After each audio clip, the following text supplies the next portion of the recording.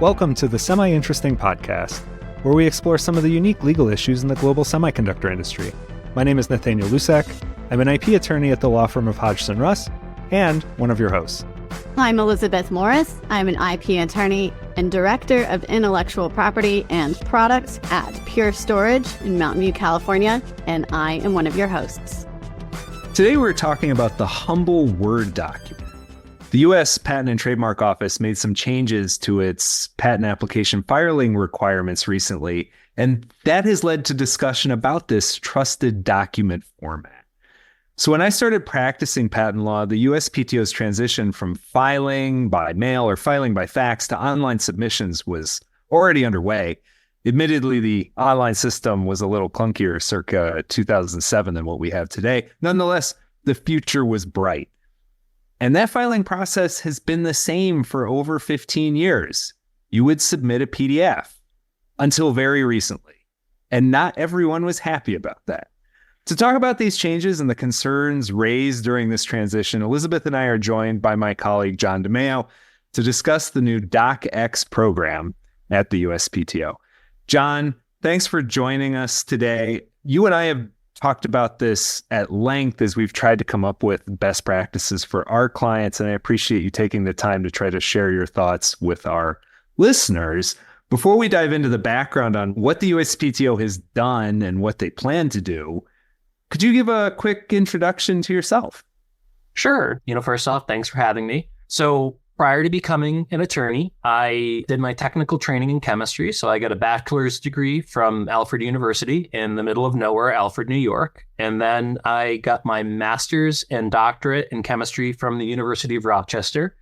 During my PhD, I had decided I wanted to become a patent attorney, at which point I applied to law school. I got in, and while in law school, I started summer associate at Hodgson Russ in 2016, and that was when I first met Nathaniel, who was my mentor back then, and I've been with the firm ever since, so it's approaching 10 years now. John, so great to meet you. This is our first time meeting, so I had no idea you were Nathaniel's mentee. That's really cool. I actually thought I was going to go into chemistry myself, so that's an interesting connection that we have. I actually did material science for a little bit because they told me there was more chemistry and material science engineering than there was in chemical engineering, but then I eventually was pulled to the dark side in mechanical engineering. I always tell Nathaniel that chemical engineers make money, not chemicals. Where I went to school was where I went to undergrad rather, is a big material science school because, the big thing there is they have a ceramic engineering program. So a lot of my roommates in college were ceramic engineers and material scientists. Well, that's really cool. It's certainly materials engineering. The classes that I ended up taking ended up being very helpful for me when I was at KLA 10 Core, which is how I met Nathaniel originally because of the connection there. So going to jump into DOCX. I know my firms, I have a multiple outside counsel, and some firms that I work with have been like, this DOCX thing is no big deal, or we've been doing it for years. Like, you could do it early, right? We've been doing it for years. It's totally fine. I have other firms that are like, this is the worst thing ever. We are never going to switch. There is luckily like some issue where you can continue to do PDFs for a while, and that's the only way because of XYZ, right? I don't know. It seemed a little bit like a tempest in a teapot to me, but can you explain to our listeners, what is the problem here? And also why, I guess, did USPTO think there was a problem? Why is the USPTO changing something that we all knew and loved and had been the same since, the beginning of electronic filing back, when Nathaniel and I were baby attorneys? Sure.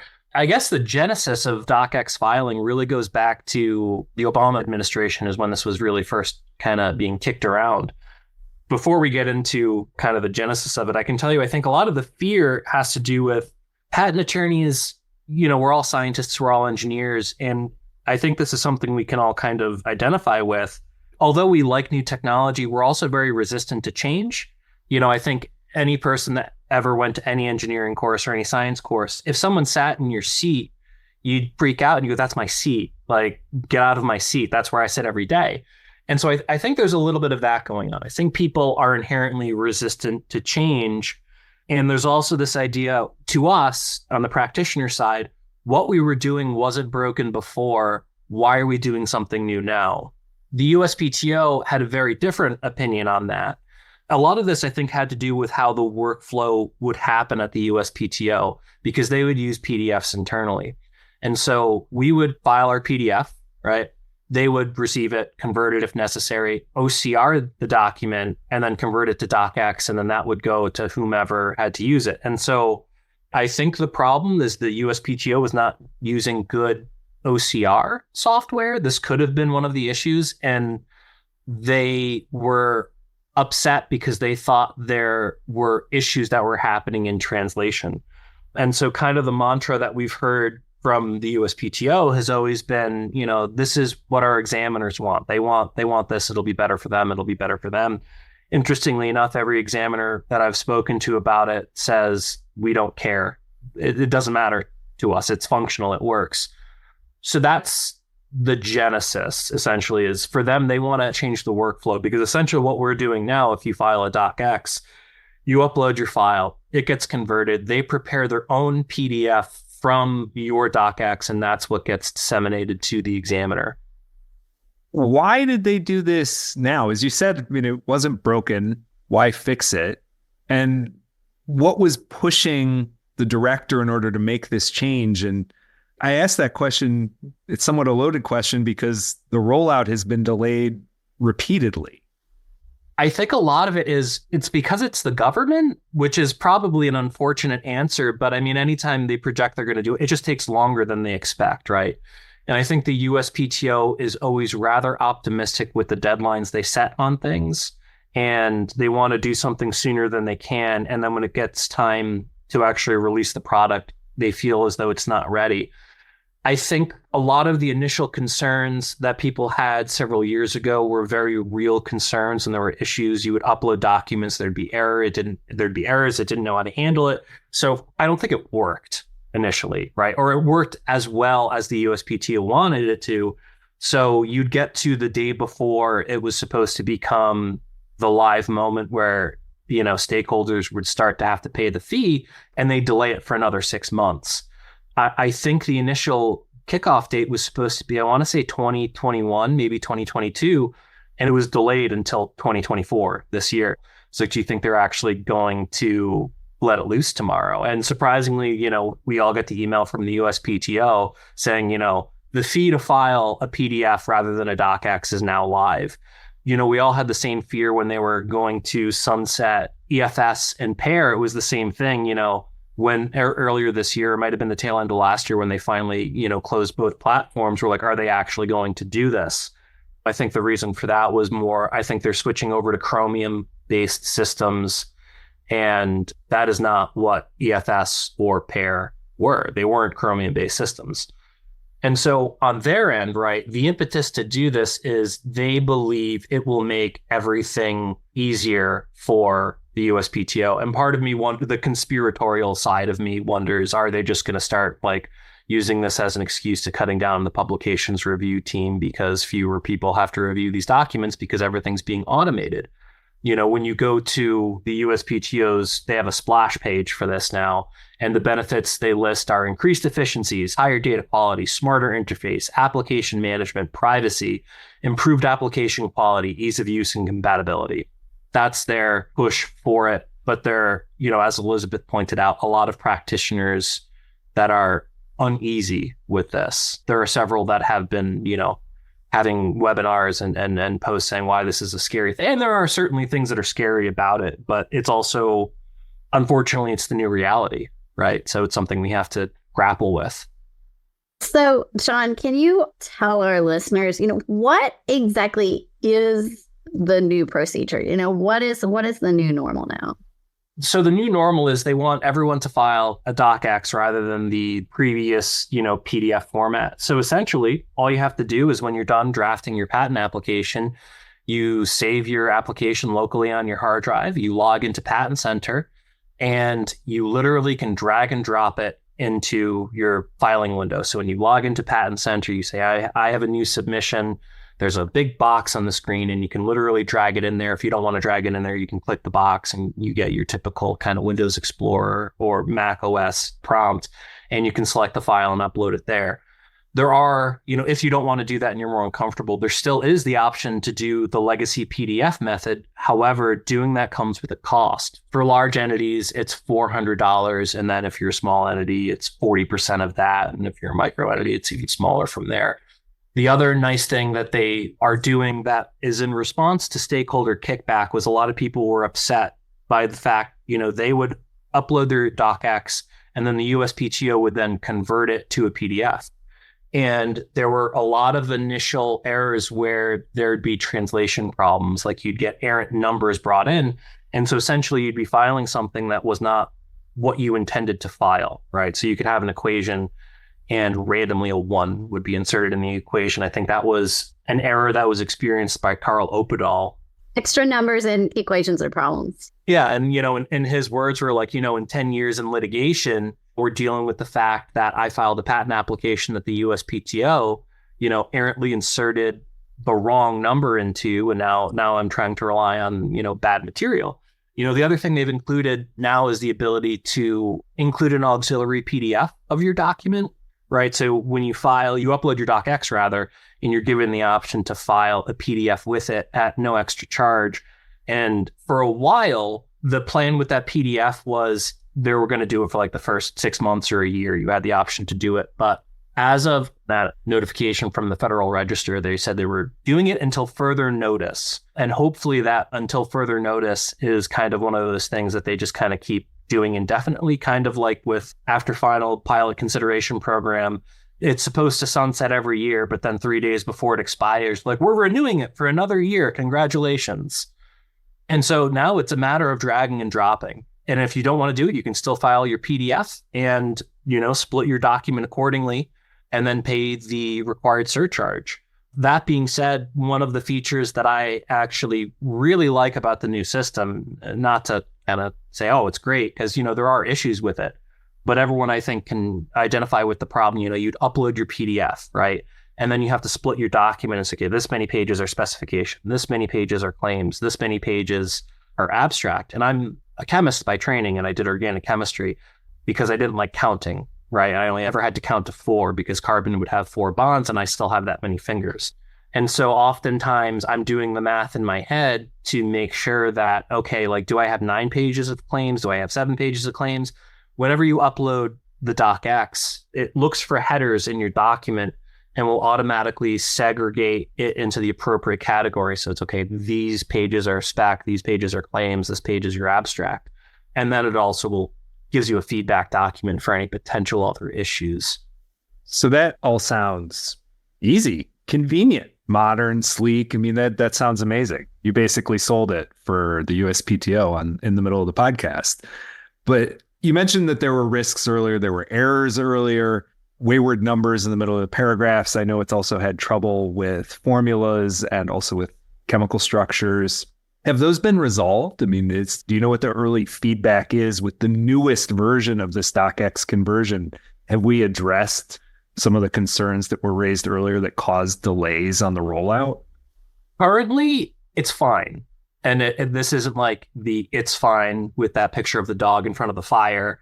It's working, I think, but it's the USPTO, right? So it's the perennial issue of it's working now is not the same as it's always working, right? And that was always our fear after EFS went away, was we at least had contingency, right? And I think we've seen even since Patent Center has become the only form in which we can interact with our file wrappers, there have been issues. Patent Center goes down. So far in my experience with filing, I've still been filing DOCX now for about 1.5 years, pretty much since the original rollout date. I've been using it, and I've also been submitting my auxiliary PDFs mainly out of acceptance, I think is probably the best way to phrase it, right? At some point you're going to have to do it. And I'd rather know how to do it while there's an opportunity for me to still ask questions and kind of see errors and figure out how to address those questions and errors, rather than being in the middle of, it's game time and this is the only option I have. That's a much worse situation to me, is when I don't have that opportunity to figure out how to address something. It's gotten a lot better. One of the initial errors that I would routinely get, and I think this is one of the issues that everyone in our group had that was doing it, The system we use to keep all our files is called Mimecast, and that's kind of our database. And so when you use Mimecast, it gives you a document ID number at the bottom. So you kind of have this live item in the middle of your document. For whatever reason, it didn't like that live item anytime you would upload it, and it would say it was an error. So what I'd have to do is I'd take, we'd have our document number and version number at the bottom, copy it, have to paste it in. They've recently fixed that, so that hasn't been a problem. So now there's no real manipulation I have to do to the file before I upload it. When I'm done, I save it into Mimecast. I close it to make sure it's uploaded into Mimecast, reopen, save locally. I haven't seen any of those problems, but just because I haven't seen it doesn't mean that it doesn't exist. The burden, and I think where a lot of people are afraid, is because the document you're uploading is not the same document that the USPTO receives. And so now there's a burden on someone to review the document that is being uploaded to ensure its accuracy. And I think these folks tend to be more on the engineering side than the science side. They really like using programs like LaTeX to draft applications. And LaTeX is not suitable for what I do, right? I prefer like a standard WYSIWYG editor. And I think that's really what the USPTO is pushing for. They just want people to use something that's WYSIWYG rather than, and you guys know what I mean by WYSIWYG, right? What you see is what you get, right? It's a term when you're talking about word processors. The formatting's there. When you use something like LaTeX, the formatting isn't there until you produce your document. And there are some practitioners who prefer using that. I'm not one of them. I'm also probably not smart enough to be able to use LaTeX, to be brutally honest. I understand Word. Word is what I'm comfortable with. And then there's also pushback where some people don't like being told they have to use Word as opposed to any other program. I think the Apple equivalent is Pages. And so people feel they don't want to be pigeonholed into using, this Microsoft product. At my company, they're trying to get us to all use Google Docs, which actually has really some good uses for interacting with inventors. So some of my OCs use it during the kind of drafting process, especially with the inventors that, have a lot of feedback. And then I'm just thinking about these poor attorneys, right? So then I guess they have to convert it to Word and make a DOCX. And then there's this PDF aspect, right? Which everybody used to do back in the day. And now it just sounds to me like it's an extra step. I mean, maybe you can talk a little bit more about like, how do you file this backup PDF? And then does it stay forever as I didn't catch that there was this random number pushed into my formula and I want to fix it during litigation? Or, what are the risks there as well, John? Sure. So it used to be, and I think, Elizabeth, you kind of hit the nail on the head. There was an initial fear where you had the auxiliary PDF was not retained for a substantial amount of time. And there were a lot of attorneys on the various message boards, on Reddit, on the listserv. You'd see people kind of panicking about document retention. And this was always kind of a foreign concept to me because we keep everything in perpetuity. But they did change this several months ago where, and I'm going to quote exactly what is written in the Federal Register. In view of stakeholder requests, the USPTO will now keep copies of applicant-generated PDF as a part of the permanent record, regardless of whether a petition is filed. For example, for granted patents, the USPTO will keep copies of the applicant-generated PDF for at least 25 years after the patent grants before transferring it to National Archives and Records Administration.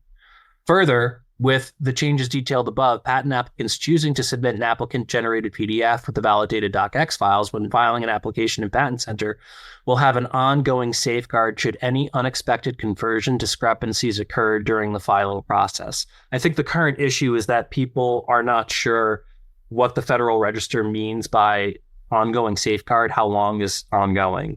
But I'm, I suppose, satiated by the fact that this is at least being retained for an extended period of time. I mean, I'm of the mindset, and perhaps it's because I'm neurotic, but whenever I would file a DOCX, you get a feedback document that tells you, okay, this is, you've got a numbering issue here, or you have, this is the section that reflects the claims, this is the abstract, this is the spec. I save my feedback document after I file something as well. So I keep all those things anyway, and then they get uploaded into FileSite. And, this is my own opinion and not necessarily the opinion of Hodgson Russ. But I think if you're going to file DOCX, the legwork to then produce a PDF from your DOCX is so minimal that you should just do it. I save my DOCX locally, I print to PDF, and then it's just a matter of dragging and dropping both documents into Patent Center. So it's not like there's this big hurdle that you have to jump through to do it. And one thing that I don't think we necessarily addressed is that DOCX is only really a requirement for 111A applications, right? And so for everyone that's not like a statute buff, that's only non-provisional applications. So this means provisionals are not DOCX. PCTs are certainly not DOCX. 371 applications, so national stage applications, are not DOCX. Just your non-provisional. That being said, when you file like a continuation or a divisional off of 371, that would be DOCX. But you're kind of dealing with the same issues that you would otherwise deal with. Like, let's say you filed your PCT prior to the switch over from ST25 to ST26 and you had a sequence listing, right? When you file that 371, you can keep the ST25 sequence listing. But if you were to file a con or a div after that, you would have to comply with the new rule and update your ST25 to an ST26, which is, I know, not the focus of this podcast, but I think it's just an interesting thing.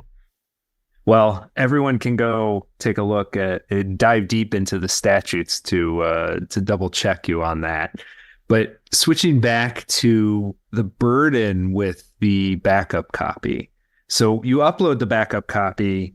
It seems like the burden is now on you, the practitioner, or you, the applicant, in order to verify that this was converted from your DOCX to what the PTO is using. The burden's on you to make sure it's correct. How does that process work? How would you raise an issue that you spot that there is a stray number in the middle of your formula?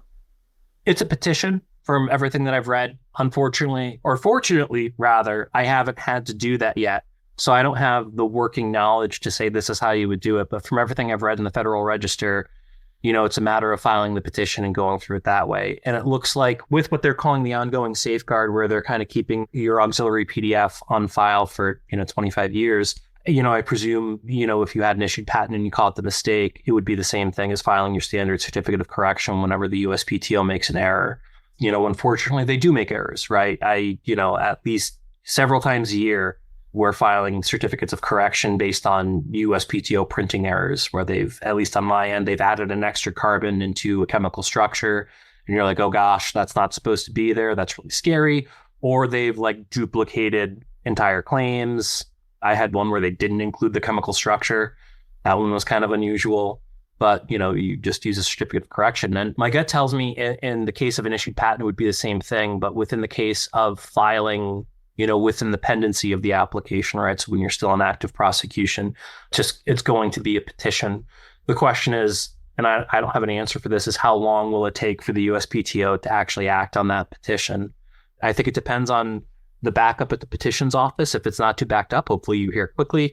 Otherwise, you could be waiting a while, which is, unfortunate. I know Carl Opedal, to kind of bring up Carl again, has sent a letter over to the folks at the USPTO requesting an update about what does ongoing safeguard mean. And as of his post about a week ago, he hadn't heard back, but he did speak to the person on the phone, and the person on the phone said, you do have a letter coming from me, but it's coming via USPS. So Carl, if anyone checks his blog, will have an update as to at least what the USPTO's stance is on the ongoing safeguard. So, John, before I went to law school, I was a clerk at a law firm. And one of the jobs that I had was actually to take the physical documents down to the post office and get them date stamped, for that day prior to, going home. Actually, the other people in the office would try to get me like one filing per day, because if I had to take to the post office, then I got to like catch an earlier train home. So it was like a bonus for me. Can people still file in paper? And then sort of second question, I guess, is, so since there seems to be this PDF option and it seems to be in perpetuity, why would anyone not like DOCX and PDF? Like, why would you like say, no, I really want to spend $400 and like only, I mean, I understand like what you're saying about petitions sometimes being slow to be responded to if there are issues, but those are some questions I have. Like, one, could you just go back to filing in paper? And two, why would people be so mad that they would refuse to DOCX at all? That's a good question. I know you can still file in paper. I've had to file in paper, and I think last time I did it was 2018. There was a 2-week, EFS outage, and I had a PCT due the first day of the outage. So I was like scrambling to the post office to get a barrel stamp. I don't know off the top of my head, and I'd have to check whether or not the surcharge is only if you're filing electronically versus paper. My gut tells me you would probably still have to deal with some sort of surcharge, because I think you have an additional surcharge if you're not filing electronically anyway. And I don't know whether or not you would pay both these surcharges or just the one. That I unfortunately don't have the answer to off the top of my head. But you can still file by paper.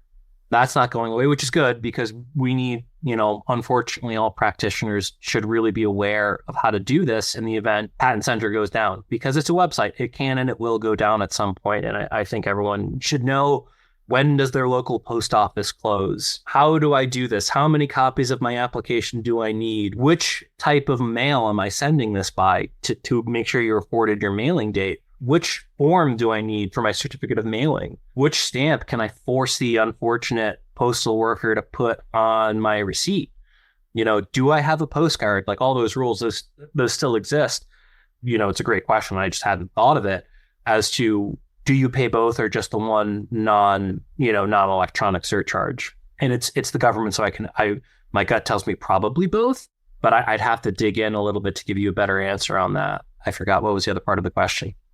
It was, okay, so there is this PDF backup option. So for practitioners that are worried, couldn't you DOCX and then PDF backup and save yourself $400, right? Like, the only reason you're paying this surcharge is if you absolutely refuse to DOCX at all. Is that just because, like, you don't have a license? Like why would you not do it?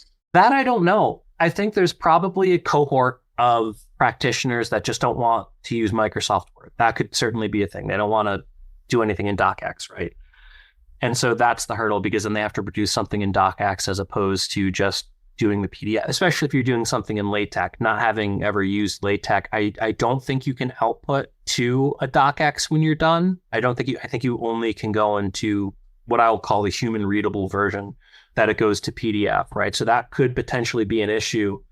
I don't know if I could really think of another compelling reason not to file with an auxiliary. I think there are going to be some clients and some applicants that are it might just end up being cheaper to file legacy PDF and avoid DOCX entirely than to worry about any sort of potential issue that comes up, or mistranslation issue that comes up from the USPTO converting their DOCX to PDF, because some people may just view it as it will inherently be cheaper. So let's say I've got a long application, my attorney is going to review word by word that DOCX.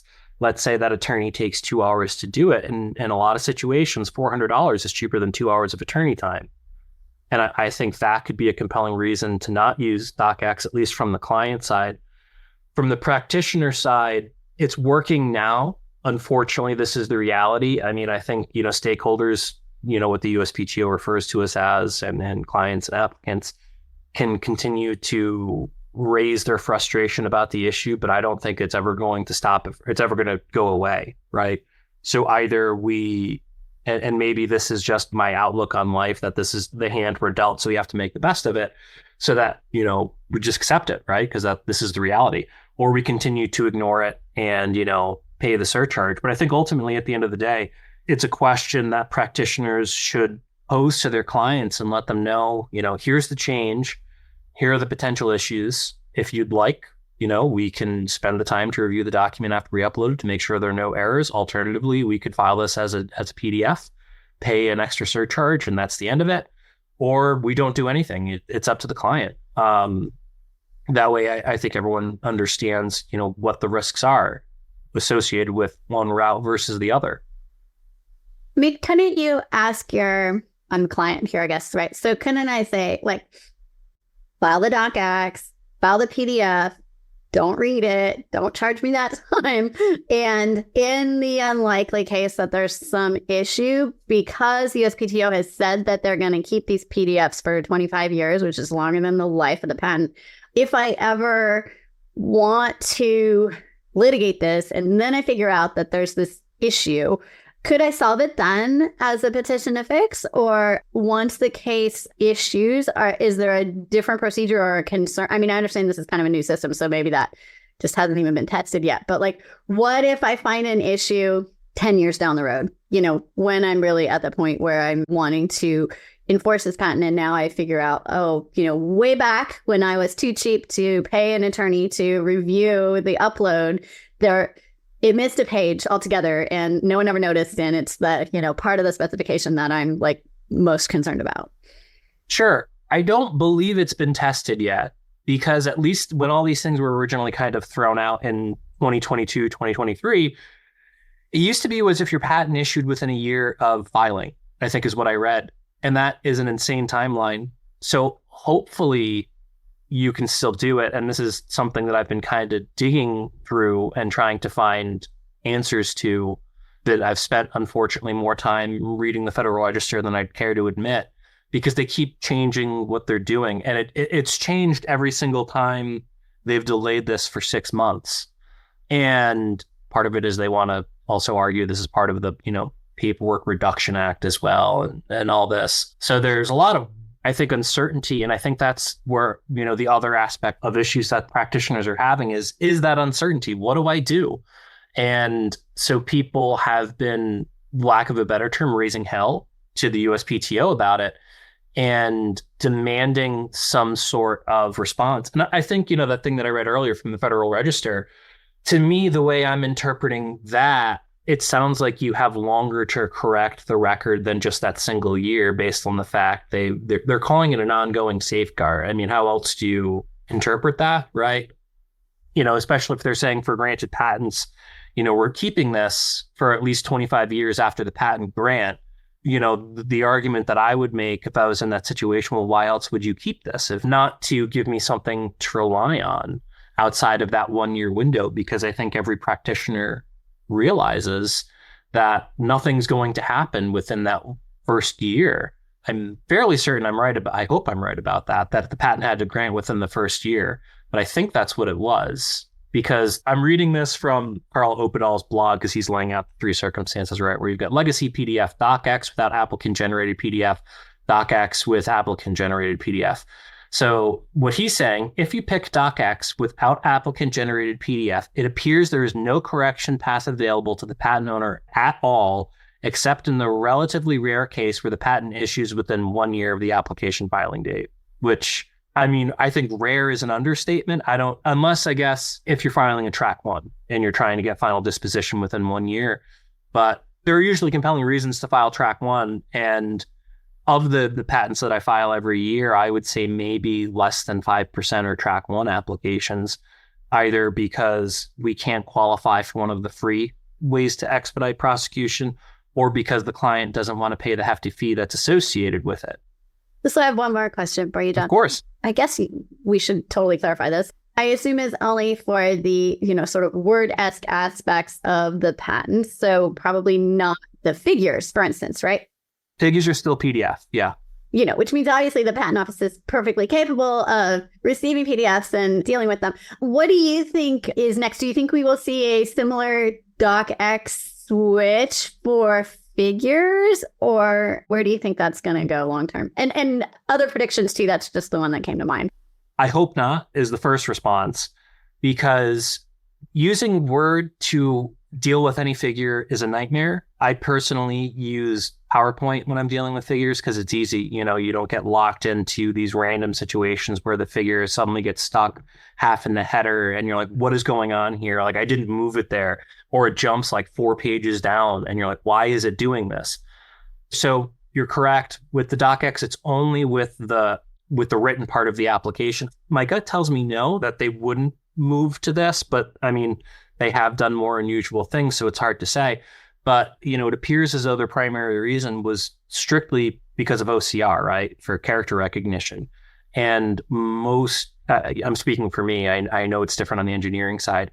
Most of my figures are actual figures. I don't have a lot of words on a figure page except for the word figure. Or, if it's a 371, page, at the top, 1/10 if there are 10 figures. So I don't see it going this way. So I think that hopefully is that's how it's going to stay. In terms of the backup, they're being wishy-washy on it because they're saying until further notice. So who knows if they're going to change it at some point, because they could, and perhaps they will. I hope they don't, but they've also said they're going to roll this out in 2021, and here we are 3 years later, and they just rolled it out. So I anticipate if they do decide to do that, they will probably delay it for a while. I think it's an important thing that they should keep, if nothing else, to make the stakeholders happy. It doesn't solve a lot of the other concerns where, I think I mentioned this before, because the document you're uploading is not really the document that's being transmitted to the USPTO. From all the flow charts I'm seeing, they're making one document that's being converted into another document. That DOCX is then being converted to a PDF, which is then being forwarded to the examiner, right? And then you've got your auxiliary PDF, which is also there in the ether as well. So that's kind of the big fear, is that, well, this is what I filed. This is what document one originally was before the USPTO took it and did whatever manipulations they're going to do to it to make sure they can correctly recognize each character on the page. So hopefully they continue to do it, but they could just as easily take it away. And it's one of those things where if I was a clairvoyant, I also would not be an attorney. I'd be sitting in my mansion. But hopefully they keep it. And the office has been fairly good about giving some sort of notice about when they're going to do something. In the event that they decide, we're going to stop retaining these documents, I presume they would give at least 6 months notice and hopefully provide some sort of means by which stakeholders can fix any potential issues on the record.